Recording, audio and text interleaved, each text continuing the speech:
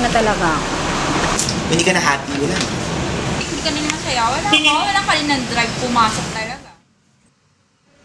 Kaya ka nag-aaral kasi gusto mong matuto. Hindi mo lang gustong pumasok sa eskwelahan para kumuha ng magandang trabaho.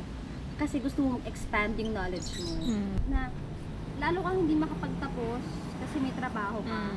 Na dati kaya mo gusto magtrabaho para makapagtapos. Kasi paano kang mag-resign kung kailangan ito yung parang tutustos ng pangangailangan ng tatay mo para sa hospitalization niya? Kaya ko ba talaga mag-resign or hindi?